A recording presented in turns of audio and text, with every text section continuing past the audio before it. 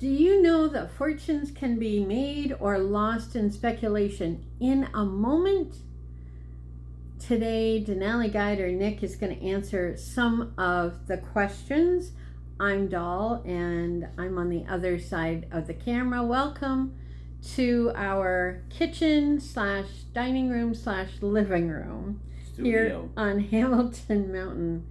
And we'll be talking about what it takes to win, what it means to lose, and how to navigate. So let's set the stage a bit before I bring him in. When you hear the words winning and losing in speculation, what comes to mind first?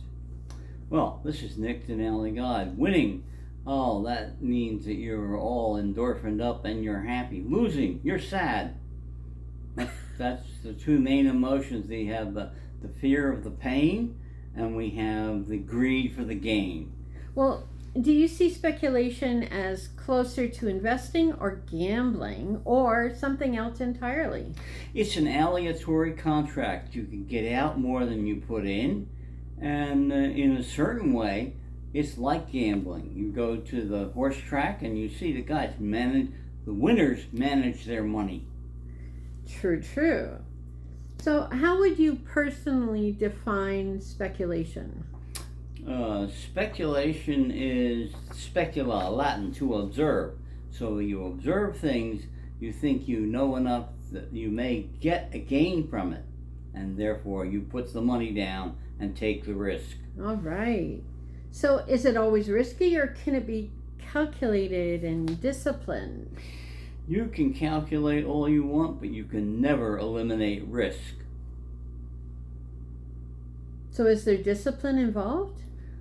Oh, first of all, you have to have a plan. And then you remember those famous initials, DYODD, do your own due diligence investigation. All right. So can you share a story of a time when you felt you truly won in your speculation? Yeah, I was scanning stocks that were jumping up and down real good. And one was up in the Red Lake area, and they went from 1 to 3. And I looked at it, and I did the due diligence, and it was Great Bear. They were later taken out by Kinross at 30. Wow. I felt justified. So what do you think made the difference in that situation? In that situation, we were in an area where there were known deposits. They were doing everything by the book, and the results were getting better and better and better. Awesome. Okay, so let's look on the other side. What's a time when you lost, and what lessons did you learn moving forward? Well, I learned that you can't trust company insiders because they only know so much. So I was following company insiders for a company named Goliath in Northern Ontario, and they were going to merge another company because these executives formerly worked for it. And I invested in Goliath, and the merger fell through, and I got whacked.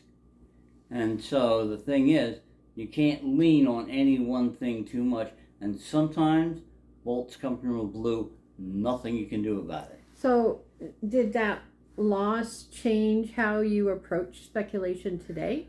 Yeah, I never depend on company insiders anymore. Bay Street insiders, that is inside the financial community, like Eric Sprott or John Embry or whatnot, I watch what they do. I try to be savvy and imitate their moves, but I don't depend on them completely. Okay. Well, let's change thought pattern here for a second. Look at mindset and psychology. We know that emotions run high in speculation. There's fear and greed, excitement, regret. I've seen it in you. How do you personally manage your emotions with all of this? Well, it's really hard to sell when everything's going up, up, up. And it's really hard to buy when things go down, down, down. And so what you have to do is you have to switch the teeter-totter. You have to change the balance. And so it's best to be bold when everybody's scared, and it's best to be scared when everybody's bold. True. So do you think maybe mindset is more important than strategy? Oh, absolutely. First of all, you got to have the plan, and you make your own plan. You decide how much risk you're taking, and you do your own due diligence investigation. Okay, so we hear that a lot. You're going to always hear it a lot from me. Diligence, yes. Is there a difference in how beginners and seasoned speculators experience winning and losing? Well, I think this. I think when you win one time, you're in deep trouble, because now you're not thinking critically about what happens. I think every now and then when you get a sharp loss and you get the pain of the cut, yeah, that's good for you. Yeah. So do you think that personality traits like patience and possibly impulsiveness matter here? They should be balanced. There's a point where you should have patience, and then you decide the stock hits this point and you act decisively. That's not impulsiveness, but you got to be able to be decisive. Okay. So let's talk for a minute about risk and strategy. When you take on a speculative opportunity, how do you decide how much to risk? Well, I view it as if I was putting money out on a poker night, okay? So you only risk that which you can afford to lose. You don't want to cripple your program with a risk that's outside. So on any given stock, 10% might be good. Maybe you have to go to 15, but at some point you have to act decisively to get out of the loss position. So it sounds like you actually do set some rules for yourself, like stop losses and profit targets. Or do you like more flexibility? Well, here we go. I got rules, and my rules got parameters, and my parameters can be flexible. Okay. I like that. I like to be flexible. But would you say speculation is more about data and analysis or instinct and gut feeling? Instinct and gut feeling. You do the DYODD, and you figure things out, and you find out who's buying, who's not, and then after your mind processes the information, you let your gut tell you, oh, it's good, it's bad. Okay. So do you have an example of when your gut was right and then an example when your gut might have been wrong? Well, I think the two previous examples, Great Bear and Goliath. And man, I was really whacked when Goliath didn't make the merger. It just came out of the blue. We don't know. I talked to a fellow who was one of the insiders. He didn't know why the other company didn't merge either. Okay. So let's take a look at the bigger picture here. Do you believe that losing is an essential part of becoming a better speculator? You have to taste the bitter, sour, pain taste of losing. It kind of disciplines you. Yeah, it does. So there can be such a good thing as a good loss?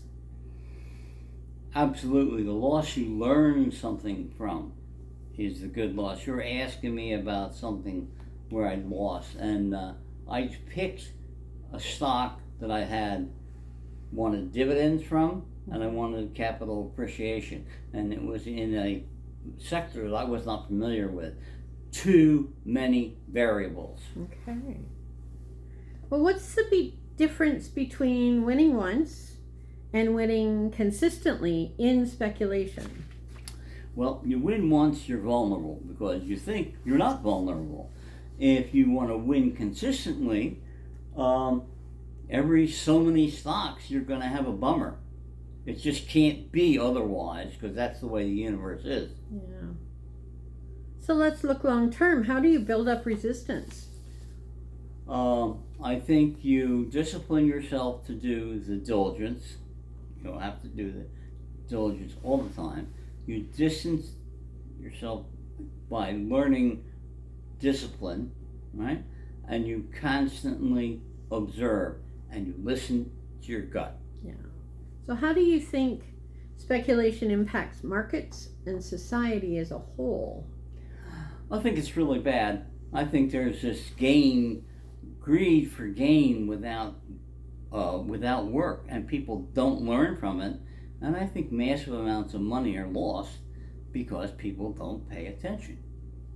So let's kind of wrap this up a little bit, but in the long run, what matters more, learning how to win or learning how to lose gracefully?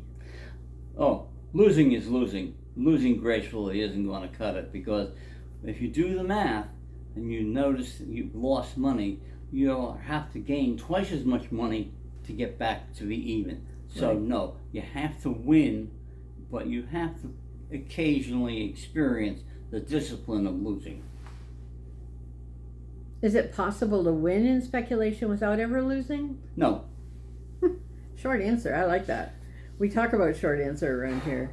yeah, well, if you want to win in speculation without losing, you better get a video game where you can hit the reset all the time, Hit the because it's not reset. going to work in the markets. Yeah, that's true. So, Nick, Denali Guide, thank you for sharing your insights on speculation. I've learned some things. I hope that the viewers have as well. We've learned that winning and losing aren't just about money. They're about mindset, resilience, and how we go through both success and failure. Do you have anything to add before we sign off? Yeah, I do. There's many things beyond your control. The Fed says they may be out of tools to control this inflation. I think they're out of fools to listen to them. So, that's basically it. I don't trust sources. Okay, so what do we say at the end of a video? Thank you for watching. And DYODD. do your Have own a plan. due diligence, and what are we gonna do? We're going to have a plan. Like, I'm waiting for some signs. I may sell tomorrow. I may buy tomorrow. Or I might sell and then buy. I don't know. Okay, I guess I need to watch the bank account, see what happens. Yeah, that's paying attention. That's part of having a plan and doing the Doing diligence. it. Thank you all for watching today at Denali Guide Summit, and subscribe, share, like, do all the YouTube things. This will be posted over on Denali Guide Summit blog as well, and I'll put the link here in the description. So this is Doll, and This is Denali Guide, and I had so much fun transmitting this. all right, so we'll see you next time. Take care. 5 fingers. Bye for now. Bye.